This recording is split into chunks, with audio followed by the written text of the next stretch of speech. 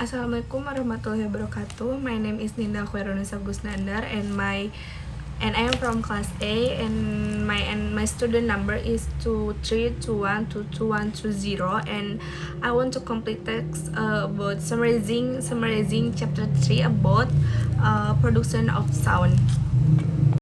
The first is sound and their production. Sound can be categorized into various groups depending on the criteria we use. If we look at sound from the passage through which the airstream from the lungs goes out, we can categorize them into two groups, namely oral and nasal. Oral sound, those that are produced through our mouths, sound like P, A's, and A are oral as they produced by having the airstream pass through the oral cavity. Meanwhile, sound like M and R nulls, they are produced with the airstream going out through the nose. We can also group sound by looking at the way they are produced. Sound like B, T, and G are produced by having certain parts of the mouth in contact with certain other parts. The sounds are called consonant. If the sound produced are not obstructed by any part of the mouth, but instead by having the airstream flow out smoothly through the mouth, they are called vowels. The airstream coming out from the lungs passes through the vocal folds, moves upward, and is directed to go through the oral cavity. In order to produce the vowel, as in fits forbidden, we raise the tongue high and the tongue position is in front. If on the other hand the sound to be produced is and the airstream is blocked by the tip of the tongue which touches the area behind the upper teeth. A sound is said to have a set of these stiff features. It can be produced in the front part of the back part of the mouth. Consonants made with the system from the lungs being totally blocked in the mouth are called stops. The second is the production consonant. Consonant and vowels are produced in completely different ways. In the production of a consonant, the parts of the mouth involved are the tongue, the lips, the teeth, the tooth, thread, the palate, and the phylum and the uvula. These are called the points of articulation.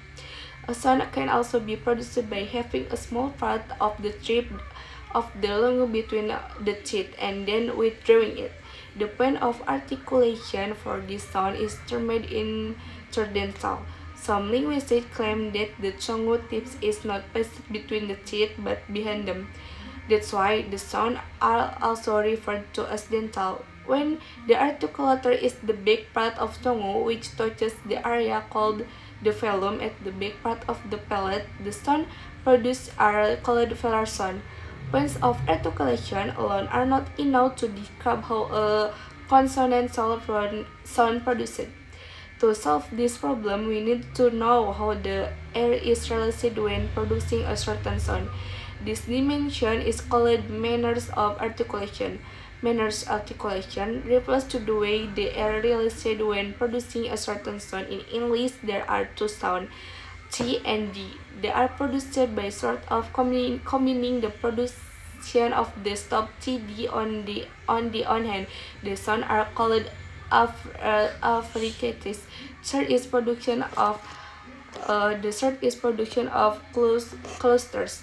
The term clusters is usually used to refer to two or more consonants placed on after the other. The two or more consonants must belong to the same syllable. In English, we have clusters such as LP as in help, SPL split, and KS as in for 6. Some languages allow cluster at the beginning or at the end of a word.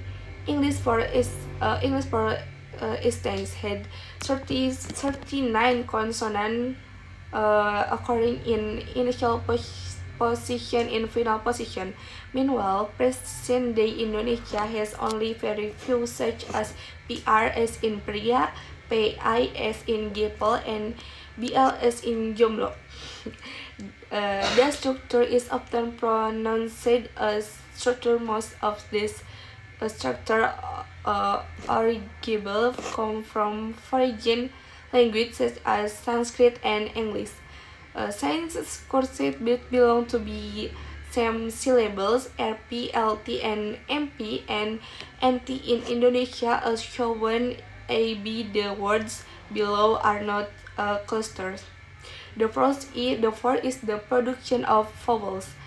Stated earlier, vowels are produced differently from consonant.